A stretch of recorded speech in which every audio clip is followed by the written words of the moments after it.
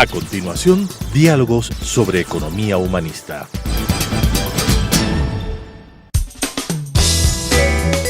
Clasificación A. Apto para todo público.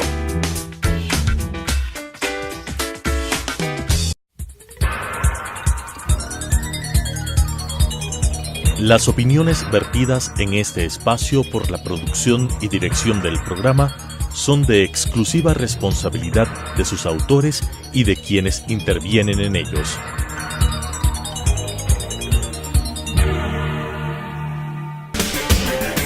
Telesucesos Canal 29 presenta Diálogos sobre economía humanista.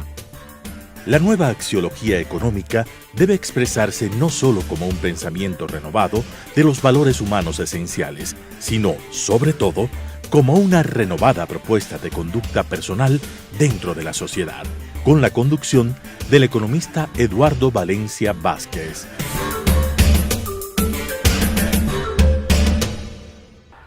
Estimados amigas y amigos que escuchan este programa, Diálogos sobre Economía Humanista, desde hace algún tiempito. En esta ocasión voy a topar un tema que es ya clamor de la ciudadanía en el país. Los sucesos de corrupción han sido develados en una mínima parte y sin embargo han escandalizado a toda la sociedad, especialmente a la gente más pobre. Siendo que el juicio a través del cual se inculpa y se sentencia al vicepresidente de la República, Jorge Glass, todavía en funciones, es sobre un monto de $35 millones. Ha causado tal conmoción por tratarse de una persona que ocupaba la segunda magistratura del país y que estaba suficientemente cerca del primer mandatario. Dentro de este juicio han aparecido ya noticias en donde le inculpan también al secretario jurídico del expresidente Correa, Alexis Mera, y también a otros funcionarios, fundamentalmente de los directorios que tuvieron a su cargo los sectores estratégicos, como por ejemplo los directorios de Petroecuador, de la refinería de Esmeraldas y de varios otros que realmente han sido determinados, especialmente por el diario El Universo, cómo a través de esos funcionarios el país recibía simplemente $14 por barril, cuando en el mercado internacional se cotizaba a $75 por barril, la quinta parte. Es absolutamente insólito, digo, que estas cosas recién empiezan a aparecer.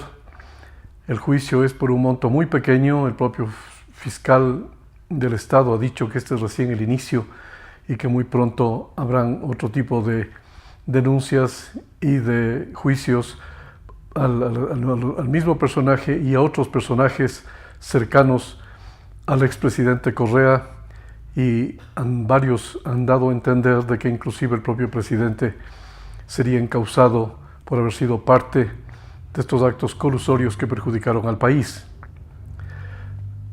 Lo realmente importante en esta ocasión de lo que voy a tratar es que el vicepresidente de la República es nada más uno de esta trama que se organizó en la nación para delinquir. A mí me impresiona mucho cómo los abogados utilizan indistintamente asociación para delinquir como asociación ilícita, o como los propios jueces han pedido que se investigue el caso del vicepresidente de la República por un acto de delincuencia organizada. Eso han dicho los jueces, encargándole al señor fiscal que averigüe si también no habrá en todo lo que se está develando esta delincuencia organizada, dando a entender obviamente actos colusorios desde las más altas posiciones de la administración pública. El vicepresidente ha sido ya sancionado. La Asamblea Nacional, donde la mayoría son de Alianza País, ha hecho mutis por el foro, no se ha enterado del asunto, como no se han enterado algunas personas, como por ejemplo la señora canciller María Fernanda Espinosa, que hasta hace muy poco, en el mes de agosto, decía que lo del ingeniero Jorge Glass era un caso de linchamiento mediático y que se trataba simplemente de difamaciones que no tenían asidero en la realidad porque no se había probado nada. Tan recientemente como en el mes de agosto del presente año dijo que era de linchamiento mediático. cuando una persona muy cercana a él, yo no lo conozco en persona y tampoco tengo por qué saber la relación que este señor Eduardo Mangas tiene con la señora canciller, cuando él ya ha develado recientemente que en el gobierno anterior, en el de Rafael Correa, todos conocían los actos de corrupción develados fundamentalmente por Fernando Villavicencio y que se hicieron de la vista gorda. El propio presidente Moreno ha dicho recientemente que el señor Correa se hacía de la vista gorda. Lo que es insólito es que la señora María Fernanda Espinosa no haya sabido de esto cuando todo el gobierno anterior sabía. Y lo curioso es que su pareja o la relación sentimental que tenga con el señor Mangas no le haya contado a título privado, personal, de que realmente el señor Jorge Glass estaba inmerso en actos de corrupción conjuntamente con los demás miembros de la plana ejecutiva de Alianza País que gobernó el Ecuador durante 10 años. Todo este tipo de morales múltiples, porque no es una doble moral. He denunciado en los medios de comunicación durante mucho tiempo que en Alianza País no hay una doble moral, porque eso de doble es una u otra moral en un determinado momento o en otro momento. Eso ya es malo porque nadie debe tener una doble moral. Si es que alguna cosa es importante de la contribución que yo pretendo hacer ante el público que me escucha muy gentilmente, es tratar de demostrar que los gobiernos deben regirse a una ética universal. La ética, para que sea válida, debe estar sustentada en principios universales, de aplicación universal, de tal manera que no haya distingos en donde se delinque, de tal manera que hay un trato particular para una persona o para otra.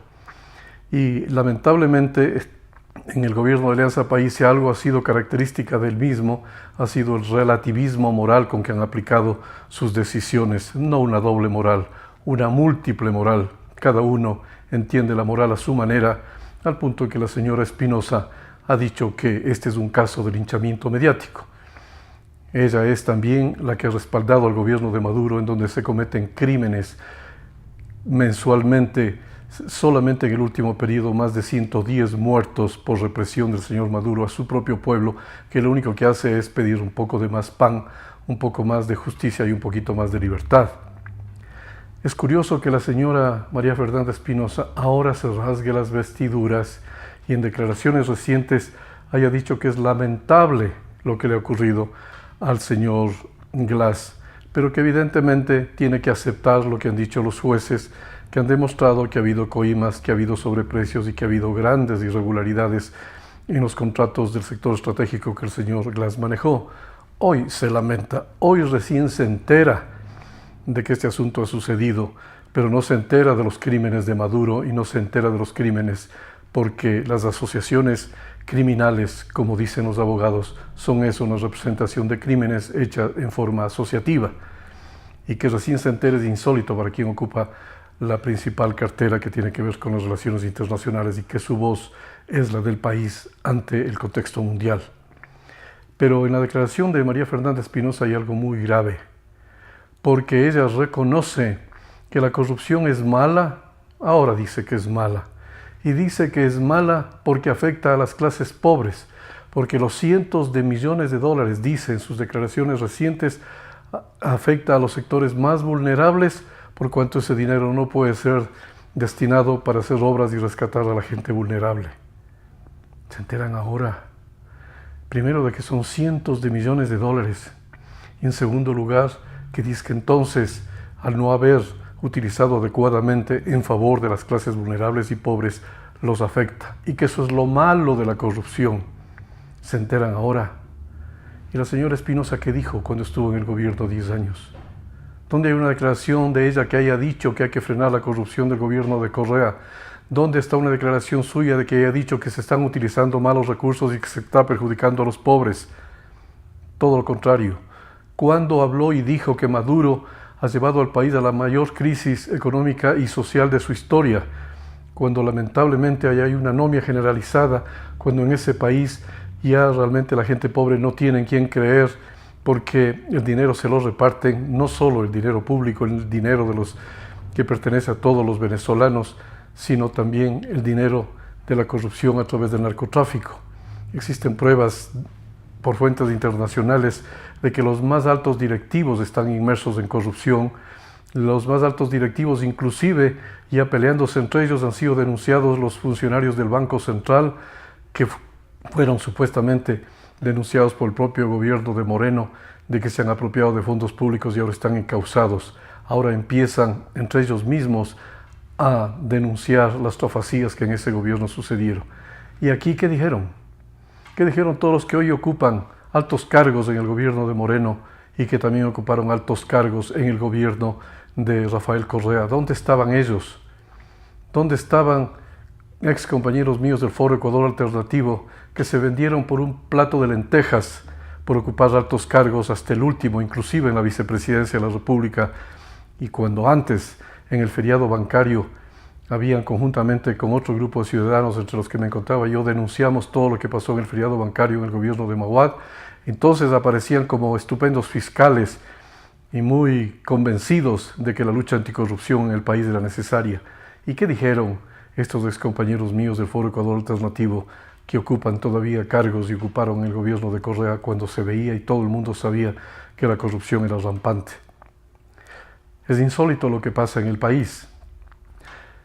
En todo caso, yo quiero añadir, contribuir con algunos casos que, además de todo lo que se ha dicho, en donde está comprobado que Rafael Correa tuvo decisiones directas en materia de corrupción, porque no solamente fue el que nombró a los altos funcionarios en los cargos más importantes del país, en los sectores estratégicos y en general en todos los sectores productivos, las carteras de Estado que lo manejaban.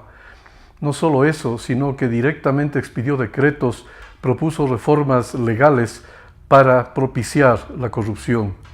El inicio de la corrupción se conoce ya, que empezó cuando Rafael Correa llegó al gobierno desde los primeros días trayendo el proyecto Toachi Pilatón, que ya lo había empezado él a negociar con la firma Odebrecht, él en persona, en el gobierno de Alfredo Palacio, que no lo concluyó, pero que lo trajo a su gobierno, y en su gobierno se firmaron los contratos con una empresa Toachi Pilatón para que los ejecute Odebrecht.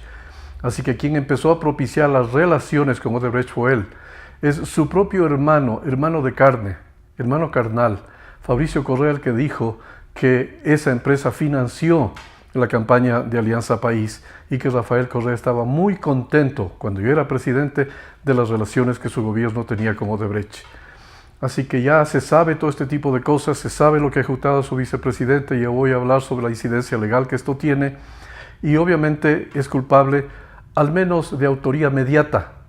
La autoría mediata no es al menos una irregularidad, una infracción simple, es mucho más grave que la del vicepresidente Glass, que ha sido acusado como autor del delito de asociación ilícita por los jueces penales en estos últimos días, y que los mismos jueces, repito, han pedido ya que se investiguen al menos 8 actos criminales diferentes, uno de ellos lo de delincuencia organizada al propio vicepresidente por haber sido, dicen, autor del primero de los delitos, existiendo la posibilidad de que también sea autor de los otros 8 que piden que se investigue. Pero todavía no se han causado al expresidente Rafael Correa, cuando él también es autor. Algunos dicen que inmediato y otros dicen que mediato. Yo personalmente creo que en algunos actos es autor mediato y en otros inmediato. Explico un poco la diferencia entre lo mediato e inmediato. Se supone que el autor inmediato de una infracción cualquiera, ya sea de un asesinato, de un robo o peor de los desfalcos públicos, es aquel que ejecuta ni que realmente hace los negocios y recibe coimas. Este es el caso que los jueces han indicado, es el del vicepresidente Jorge Glass, porque él fue el que conversó con ellos, se benefició a través de su tío, según los jueces, y a la final recibieron coimas enormes por un monto de 35 millones de dólares que ahora tienen que devolver al Estado. Pero evidentemente esa es la autoría inmediata, porque fueron los que ejecutaron los hechos. La autoría inmediata es quien ordenó que todo ese tipo de cosas se hagan, o que tuvo conocimiento de que todo ese tipo de cosas se haga. Los abogados, especialmente los alemanes, de donde proviene la doctrina que estoy mencionando y que los juristas ecuatorianos deberían saber, y de lo que yo conozco solo los buenos juristas lo saben y lo entienden. La doctrina de la autoría inmediata significa que siempre hay alguien detrás de quien ejecuta. Siempre hay alguien que ordena, que organiza, que pide que se ejecuten determinados sucesos. Esta persona que está atrás tiene poder, está enmarcado dentro de un esquema de corrupción, de una organización de poder, y es el que quien dirige el poder, el que toma las principales decisiones que luego son ejecutadas por otro.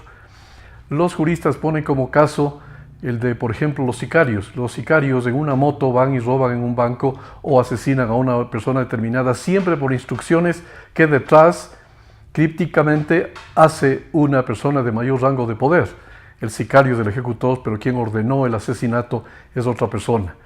¿Quién es más responsable? ¿La autoría inmediata de quien ejecutó el crimen o la mediata del que está detrás y ordenó el crimen? Otro ejemplo que ponen los juristas es de cuando una enfermera es ordenada por un médico que ponga una inyección letal a un paciente y el paciente muere. En muchos casos la enfermera ni siquiera sabe lo que está haciendo porque el médico que está detrás le ordenó que pusiera tal inyección letal al paciente. ¿Quién es más responsable? ¿El que ordenó que pongan la inyección o la enfermera que sin saberlo en muchos casos o a sabiendas en otros ponga la inyección y el enfermo fallezca?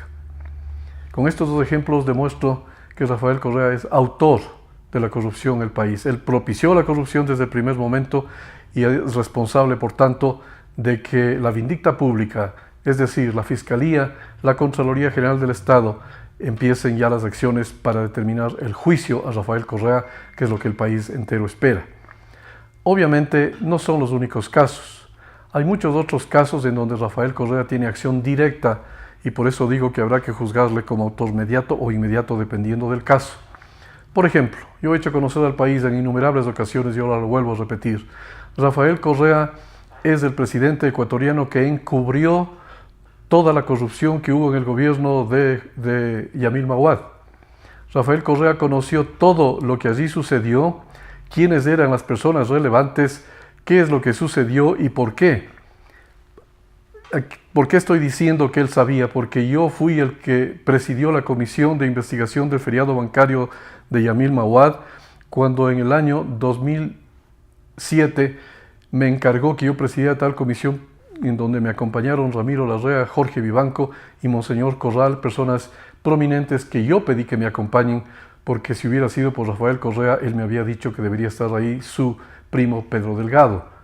En todo caso, él sabía que el feriado bancario en una parte fue ejecutado por un ex banquero, Álvaro Guerrero, al cual no le han seguido ningún juicio que yo conozca, o por lo menos no conozco de una acción del Ejecutivo presidido por Rafael Correa de traerlo al país a que afronte la responsabilidad que él tuvo en el feriado bancario concretamente, del cual yo tengo muchas pruebas que se las entregué a los órganos jurisdiccionales de la época, además de que también un hecho poco conocido cuando yo ocupé esa presidencia de dicho órgano investigativo, otro funcionario del gobierno de Maguad, Juan Falconi Puig, fue el que ejecutó el saqueo de la Corporación Financiera Nacional y en donde una persona de su familia se benefició con la decisión que él la concibió.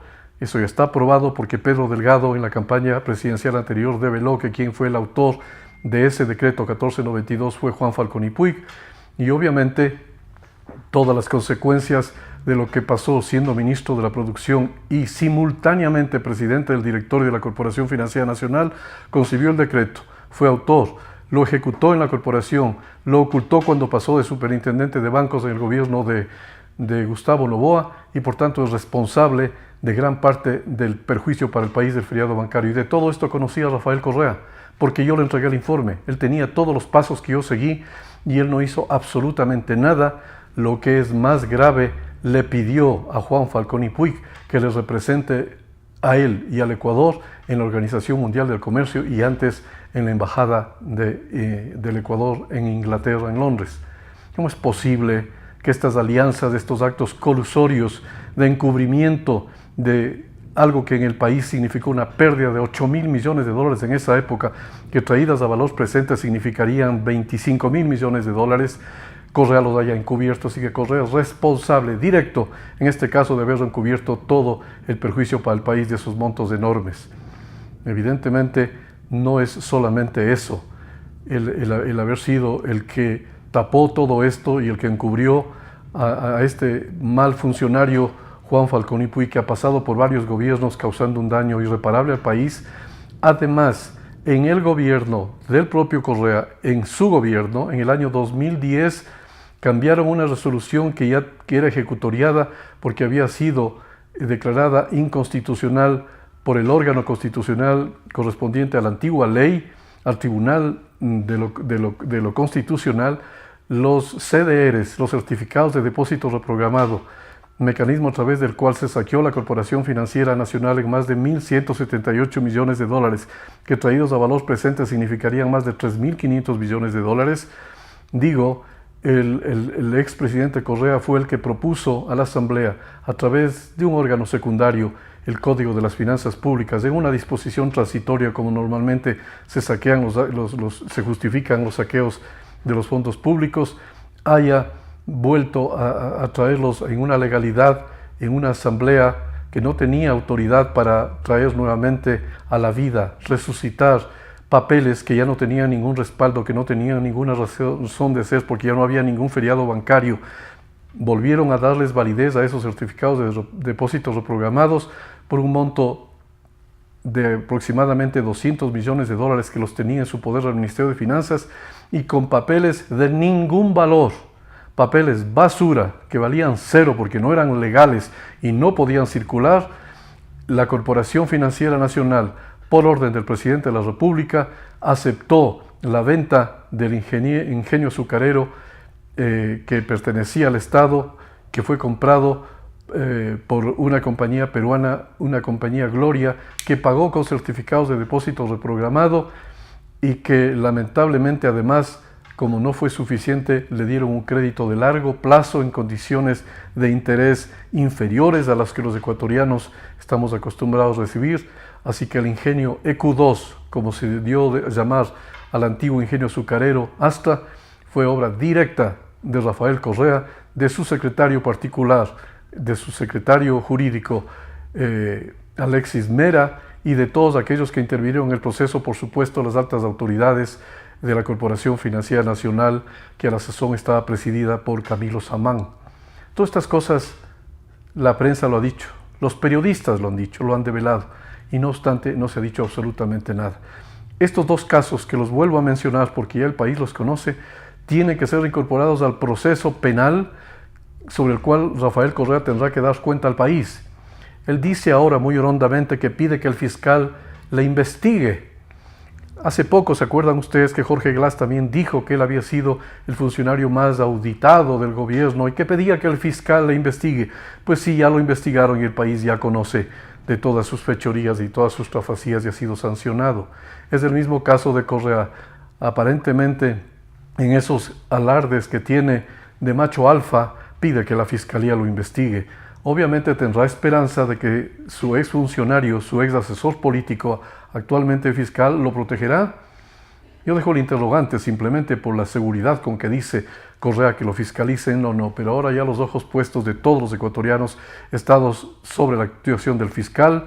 Yo aplaudo la actitud del actual Contralor del Estado encargado o subrogante, no sé cómo se llame, pero reprocho ciertamente la actitud del procurador que, siendo compañero de aulas y compañero de farra del expresidente Correa, lo está amparando al punto que no presidió él la comparecencia ante las audiencias en donde se juzgaba a Jorge Glass. No lo quiso hacer diciendo que era por razones estratégicas, que él como funcionario tenía que estar diseñando la estrategia en su directorio.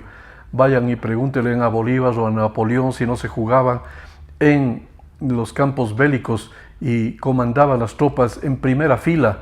Eran grandes estrategas, pero nunca dejaron de ser soldados. ¿Por qué no le comentan al procurador que el hecho de que asista a una audiencia no le quita nada de ser el estratega de la defensa de los intereses del Estado? Pero por haber delegado a otras personas, estas no cumplieron, y la Procuraduría, como defensor de los recursos públicos, ha sido sacada del juicio en perjuicio de los grandes intereses del país, de su gente pobre, que es la vulnerada. Así pues, esta trama de corrupción, acabo de mencionar a muchos de ellos que están en este acto colusorio como se ha llamado, de asociación ilícita, de asociación criminal, como dicen otros, y como los jueces pidan, que estos crímenes sean también investigados porque perjudican al país. Yo quiero mencionar que el país sigue viendo con buenos ojos y con gran esperanza lo que el actual presidente Moreno sigue haciendo. A mí me complace mucho de que él en primera persona diga, y ojalá su canciller se hubiera enterado de eso antes porque hubiera impedido las declaraciones desafortunadas que mencionó hace poco de que esto era un linchamiento mediático.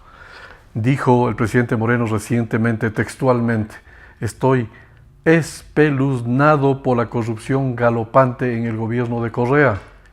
Espeluznado significa un adjetivo superlativo, lo más alto que puede haber, porque una persona cuando ya tiene los pelos de punta, cuando ya no puede ver con más sorpresa todo lo que pasa, y mencionando que esa corrupción no solo que fue lenta y tras bastidores, sino que fue lamentablemente galopante, es decir, acelerante, que cada vez que pasaba más del tiempo y más poder tenían él y la gente corrupta que le rodeó durante todo su gobierno, que a los cuales he mencionado varios, pero que todavía no salen a la luz, algunos que estuvieron en los directorios de las empresas públicas y que ahora están parapetados en la Asamblea Nacional. Algunos de ellos fueron elegidos para tratar de ocultar sus crímenes y de pasar de agache porque supuestamente la inmunidad de que disponen no les juzgaría. Están completamente equivocados. Cuando el país entero ya sepa la verdadera dimensión de la corrupción.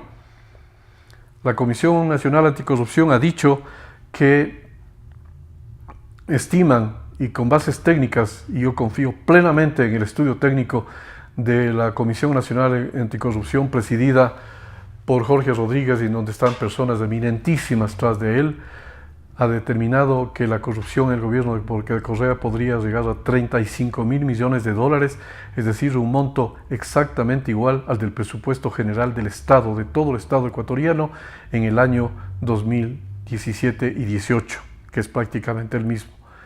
Esto es una cantidad sin precedentes, es un 30% mayor que la cantidad que fue perjudicada el Estado en el gobierno de Mauad, que yo he mencionado que traída a valor presente estaría aproximadamente en 24 o 25 mil millones de dólares. Aquí es 35 mil millones de dólares, por tanto es el mayor atraco en la historia nacional.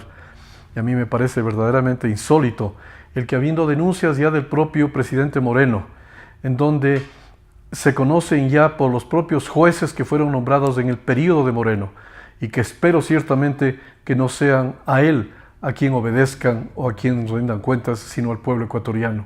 Y al propio fiscal, que también fue parte del gobierno de Correa, en forma muy cercana, son gente del propio gobierno presidido por Correa, el gobierno que se pretendió calificar como de las manos limpias y que en mi opinión se equivocaron en la mención de qué tipo de gobierno era el presidido por Rafael Correa, porque creo que más bien fue un gobierno de las manos ardientes, les arden las manos.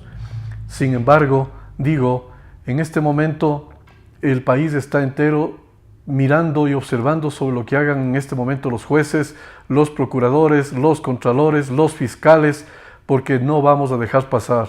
Lamentablemente, cuando, como fue el caso del perjuicio al país de 8 mil millones de dólares en el gobierno de Mauad, no se sancionó a nadie. No se siguieron los juicios correspondientes, ni el presidente de la República los impulsó, más bien lo encubrió y tapó todos los crímenes. Evidentemente los órganos jurisdiccionales tampoco, en tantos y tantos años transcurridos ya, más de 17, 18 años, no hay personas presas por ese motivo.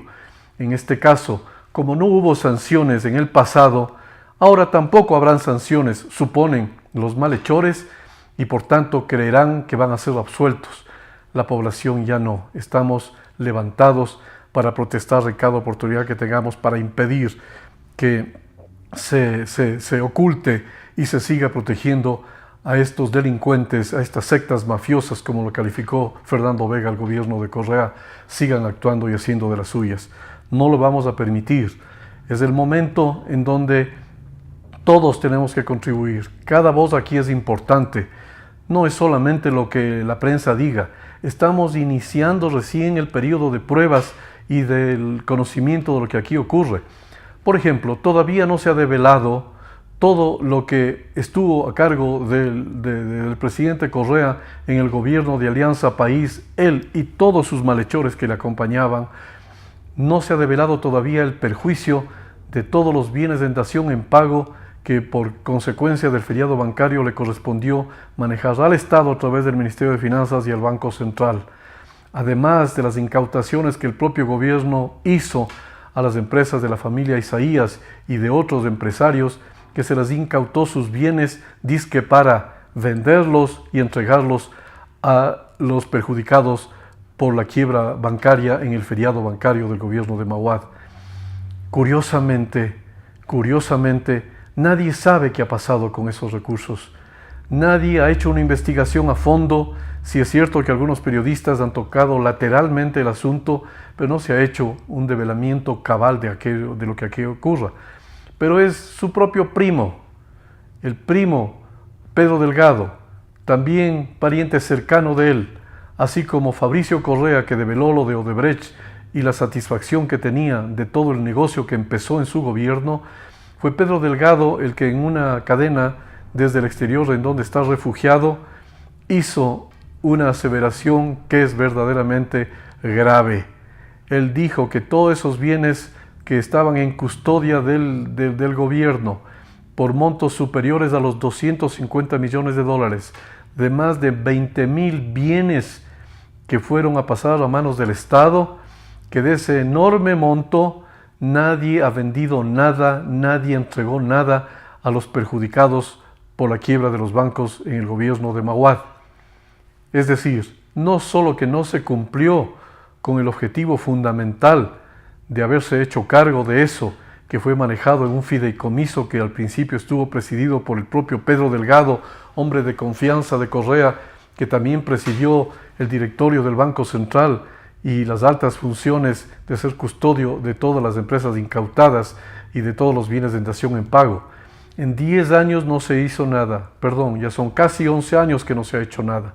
Pero lo que es más grave, hay una denuncia de Pedro Delgado directa a Rafael Correa y a Alexis Mera, de que fueron ellos los que determinaron quiénes se debían apropiar de dichos bienes. Entregaron bienes a sus favorecidos, a sus amigos, a sus compañeros, a sus empresarios que les hacían favores seguramente, y fueron entregados sin que haya una determinación judicial, sin que haya una determinación legal que pueda amparar la entrega de dichos bienes que pertenecían a todos los ecuatorianos.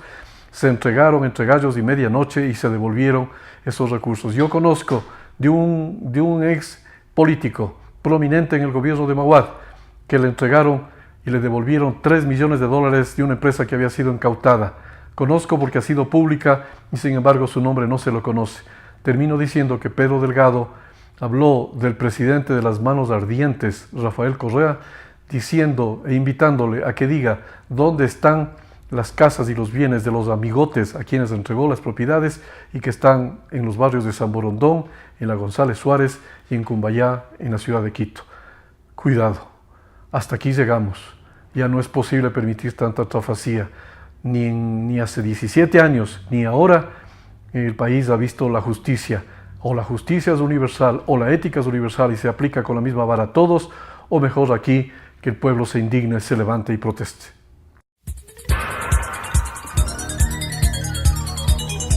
Las opiniones vertidas en este espacio por la producción y dirección del programa son de exclusiva responsabilidad de sus autores y de quienes intervienen en ellos.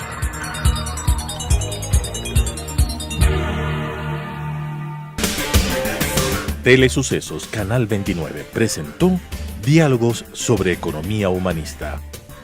La nueva axiología económica debe expresarse no solo como un pensamiento renovado de los valores humanos esenciales, sino, sobre todo, como una renovada propuesta de conducta personal dentro de la sociedad, con la conducción del economista Eduardo Valencia Vázquez.